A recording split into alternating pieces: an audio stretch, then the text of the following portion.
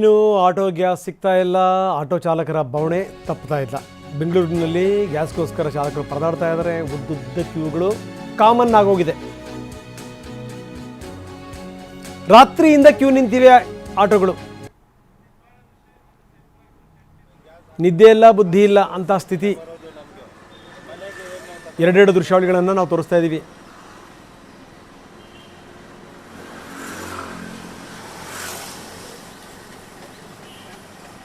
ಹೆಬ್ಬಾಳದ ಹತ್ರ ನಮ್ಮ ಪ್ರತಿನಿಧಿ ಸುನಿಲ್ ಇದ್ದಾರೆ. ಇನ್ನು ಚರ್ಚ್ ಸ್ಟ್ರೀಟ್ ಬಳಿ ನಮ್ಮ ಪ್ರತಿನಿಧಿ ಲಕ್ಷ್ಮೀ ನರಸಿಂಹ ಇದ್ದಾರೆ. ಸುನಿಲ್ ನಮ್ಮ ಜೊತೆ ಸಂಪರ್ಕದಲ್ಲಿದ್ದಾರೆ. ಸುನಿಲ್, ರಾತ್ರಿ ಪೂರ್ತಿ ಕಾಯುವಂಥ ಸ್ಥಿತಿ, ಪಾಪ ಅವ್ರ ಗತಿ ಏನಾಗಬೇಕು? ಯಾಕಂದರೆ ಒಂದು ಆಟೋ ಅಂದರೆ ನಾನು ಯಾವಾಗಲೂ ಹೇಳ್ತಾ ಇರ್ತೀನಿ, ಒಂದೊಂದು ಫ್ಯಾಮಿಲಿ ಡಿಪೆಂಡ್ ಆಗಿರ್ತವೆ. ಅಂಥ ಸ್ಥಿತಿ, ಅಂಥದ್ರಲ್ಲಿ ಪಾಪ ಈ ಆಟೋ ಚಾಲಕರು ಪರದಾಡ್ತಾ ಇದ್ದಾರೆ. ಏನಂತೀರಿ? ಖಂಡಿತ ರಂಗನಾಥ್, ಅಸಂಖ್ಯಾತ ಆಟೋ ಚಾಲಕರು ಈ ಒಂದು ಆಟೋದ ಮೇಲೆ ಅವರ ಇಡೀ ಜೀವನ ಮತ್ತು ಕುಟುಂಬವನ್ನು ನಿರ್ವಹಣೆ ಮಾಡ್ತಾ ಇರ್ತಾರೆ. ಇವತ್ತು ಅಂಥ ಜೀವನ ಬೀದಿಗೆ ಬಂದಿರುವಂಥದ್ದು.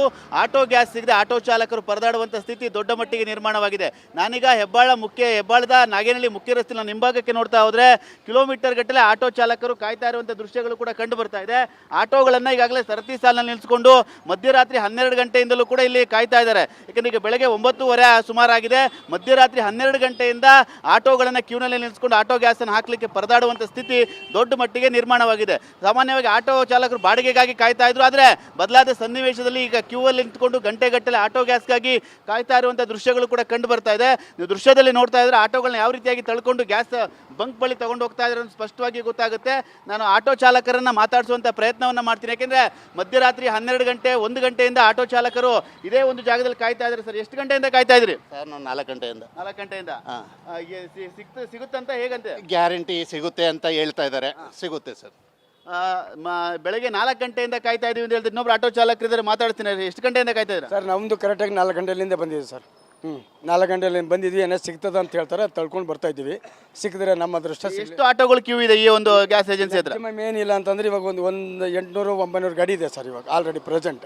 800-900 ಆಟೋಗಳು ಕಡುವ ಕ್ಯೂ ಅಲ್ಲಿ ಕಾಯ್ತಾ ಇದ್ದಾರೆ. ಯಾಕಂದ್ರೆ ಆಟೋ ಚಾಲಕ ನೀವು ಕಣ್ಣಾಯಿಸಿದಷ್ಟು ಕೂಡ ಆಟೋಗಳನ್ನ ತಳ್ಕೊ ಬರ್ತಾ ಇರೋ ದೃಶ್ಯಗಳು ಕೂಡ ಕಂಡು ಬರ್ತಾ ಇದೆ ರಂಗನಾಥ್. ಯಾಕೆಂದ್ರೆ ಮಧ್ಯರಾತ್ರಿಯಿಂದಲೂ ಕ್ಯೂ ಅಲ್ಲಿ ಹಾಕೊಂಡಿದ್ದಾರೆ. ಬೆಳಗ್ಗೆ 4 ಗಂಟೆ 3 ಗಂಟೆಯಿಂದಲೂ ಬಂದು ಆಟೋಗಳನ್ನ ಗ್ಯಾಸ್ ಬಂಕ್ ತಗೊಂಡು ಹೋಗುವಂಥ ಪ್ರಯತ್ನವನ್ನು ಕೂಡ ಮಾಡ್ತಾ ಇದ್ದಾರೆ. ಯಾಕೆಂದ್ರೆ ಗ್ಯಾಸ್ ಇಲ್ದಲೇ ಆಟೋವನ್ನು ಚಾಲನೆ ಮಾಡ್ಲಿಕ್ಕಾಗಲ್ಲ, ಅವರಿಗೆ ಬಾಡಿಗೆ ಇದ್ರೂ ಕೂಡ ಹೋಗ್ಲಿಕ್ಕಾಗಲ್ಲ ಅಂತ ಪರಿಸ್ಥಿತಿ ಆಗಿದೆ. ಹಾಗಾಗಿ ಗಂಟೆ ಗಟ್ಟಲೆ ಕಾಯ್ದು ಬಾಡಿಗೆಯನ್ನು ಯಾವ ರೀತಿಯಾಗಿ ಮಾಡಬೇಕು ಅಂತೇಳಿ ಆಟೋ ಚಾಲಕರು ಆಕ್ರೋಶವನ್ನು ಕೂಡ ವ್ಯಕ್ತಪಡಿಸ್ತಾ ಇದ್ದಾರೆ. ಮತ್ತೊಬ್ರು ಆಟೋ ಚಾಲಕರಿಂದ ಅವ್ರು ನಾನು ಮಾತಾಡಿಸ್ತೀನಿ. ಯಾವ ರೀತಿ ಸಮಸ್ಯೆ ಆಗ್ತಾ ಇದೆ? ತುಂಬಾ ಸಮಸ್ಯೆ ಆಗ್ತಾ ಇದೆ ಸರ್. ಒಂದು ಬಂಕ್ ಇಲ್ಲ ಸರ್. ಎಲ್ಲೂ ನಾವು ಹೆಂಗ್ ಜೀವನ ಮಾಡೋದು? ಎಲ್ಲಿ ಕಷ್ಟ ಆಗಿದೆಯಲ್ಲ. 300-400 ಹಾಕ್ತಾರೆ ಅಂತಾರೆ.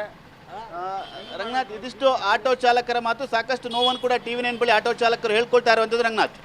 ಓಕೆ, ನೀವು ಸಂಪರ್ಕದಲ್ಲಿರಿ. ಲಕ್ಷ್ಮೀ ನರಸಿಂಹ ನಮ್ಮ ಜೊತೆಗಿದ್ದಾರೆ. ಲಕ್ಷ್ಮೀ ನರಸಿಂಹ, ಸೈಂಟ್ ಮಾರ್ಕ್ಸ್ ರೋಡಲ್ಲಿದ್ದೀರಿ. ಅಲ್ಲಿನ ಸ್ಥಿತಿ ಏನು?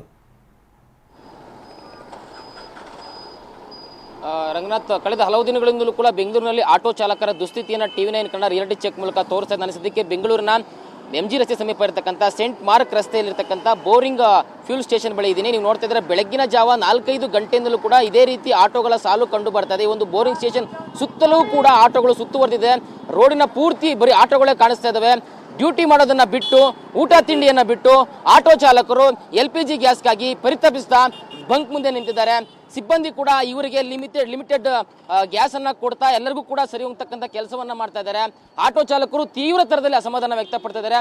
ಎಲ್ಲೋದ್ರೂ ಕೂಡ ಸಿಗ್ತಾ ಇಲ್ಲ. ಕಳೆದ 1 ತಿಂಗಳಲ್ಲಿ 30 ರೂಪಾಯಿ LPG ಗ್ಯಾಸ್ ಏರಿಕೆ ಆಗಿದೆ. ಇನ್ನು ಪ್ರೈವೇಟ್ ಬ್ಯಾಂಕ್ಗಳಲ್ಲಿ 100 ರೂಪಾಯಿ ದಾಟಿ ಹೋಗಿದೆ. ಹೀಗಿರ್ಬೇಕಾದ್ರೆ ನಾವು ಡ್ಯೂಟಿ ಯಾವಾಗ ಮಾಡೋದು? ನಮ್ಮ ಒಂದು ಕಮಿಟ್ಮೆಂಟ್ಗಳಿದಾವೆ, ನಮಗೂ ಸಮಸ್ಯೆಗಳಿದಾವೆ. ಈ ರೀತಿಯಾಗಿ ಬೆಂಗಳೂರಿನಲ್ಲಿ ಎಲ್ಲೇ ಹೋದ್ರೂ ಕೂಡ ಬಂಕ್ಗಳು ಸಿಗ್ತಾ ಇಲ್ಲ, ಗ್ಯಾಸ್ ಸಿಗ್ತಾ ಇಲ್ಲ. ತುಂಬಾನೇ ಸಮಸ್ಯೆ ಆಗ್ತದೆ. ಪ್ರಯಾಣಿಕರನ್ನು ಕೂಡ ನಾವು ಕರ್ಕೊಂಡು ಹೋಗಕ್ಕಾಗ್ತಾ ಇಲ್ಲ. ಎಲ್ಲಿ ಬೇಕಾದ್ರೂ ಆಫ್ ಆಗ್ಬೋದು. ಇಂಥ ಕಡೆ ಸಿಗುತ್ತೆ ಅಂತಕ್ಕಂಥ ಗ್ಯಾರಂಟಿ ಕೂಡ ಸಿಗ್ತಾ ಇಲ್ಲ. ಹೀಗಾಗಿ ಪರಿಸ್ಥಿತಿ ಯಾವಾಗ ಸರಿ ಹೋಗ್ತಕ್ಕೆ ಅಂತಕ್ಕಂಥ ಒಂದು ವಿಶ್ವಾಸ ಕೂಡ ಇಲ್ಲ.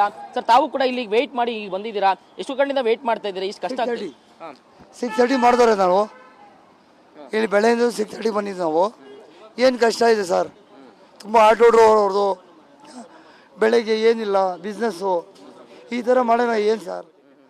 ನಾವು ಇದು ಮೋದಿ ಅವರು ಮಾಡಿದನ ಭಾಳ ತಪ್ಪು ಸರ್. ಅದು ನಾನು ಸಿದ್ದರಾಮಯ್ಯ ಬಂದಿದ್ದಾಗ ಇದು ಸೀಟ್ನಲ್ಲಿ ತುಂಬ ಟ್ಯಾಂಕ್ಸ್ ಆಗುತ್ತೆ ಸರ್. ಸಿಬ್ಬಂದಿ ಕೂಡ ಮಾತಾಡ್ತಾ ಹೋಗ್ತೀನಿ. ಸರ್, ತಾವು ಕೂಡ ಬೆಳಗ್ಗಿನಿಂದಲೂ ಕೂಡ ಎಲ್ಲ ಆಟೋದವರಿಗೆ ಕೊಡ್ತಕ್ಕಂಥ ಕೆಲಸವನ್ನ ಮಾಡ್ತಾ ಇದ್ದಾರೆ. ಎಷ್ಟು ಕಷ್ಟ ಆಗ್ತದೆ ಸರ್ ಪರಿಸ್ಥಿತಿ ಬಗ್ಗೆ? ಅಯ್ಯೋ, ಒಬ್ರಿಗೊಬ್ರು ಹಾಕು ಹಾಕು ಹಾಕು ಬರೀ ಇದೇ ಆಗೋಯ್ತು. ಬೆಳಗ್ಗೆ ಎಷ್ಟು ಗಂಟೆಯಿಂದ ಬೆಳಗ್ಗೆ ಎಷ್ಟು ಗಂಟೆಯಿಂದ 6 ಗಂಟೆ 6 ಗಂಟೆಯಿಂದ 6 ಗಂಟೆ ಶುರು ಆಯ್ತು. ಸೊ ಬೆಳಗ್ಗೆ 6 ಗಂಟೆಯಿಂದಲೂ ಕೂಡ ಇವರು ಕೊಡ್ತಾ ಇದ್ದಾರೆ. ಅದಕ್ಕಿಂತ ಮುಂಚಿನಿಂದಲೂ ಕೂಡ ಆಟೋಗಳು ಸಾಲಾಗಿ ನಿಂತಿದ್ದಾವೆ. ಆಟೋ ಚಾಲಕರು ಸಿಕ್ಕರೆ ಸಾಕು ಅಂತಕ್ಕಂಥ ಒಂದು ನಿರೀಕ್ಷೆಯಲ್ಲಿ ಕಾಯ್ತಾ ಇದ್ದಾರೆ. ಒಟ್ಟಿನಲ್ಲಿ ಪರಿಸ್ಥಿತಿ ಯಾವಾಗ ಸರಿ ಹೋಗುತ್ತೆ ಅಂತಕ್ಕಂಥದ್ದು ಯಾರಿಗೂ ಗೊತ್ತಾಗ್ತಾ ಇಲ್ಲ ರಂಗನಾಥ್. ಓಕೆ, ಧನ್ಯವಾದ ತಮ್ಮೆಲ್ಲ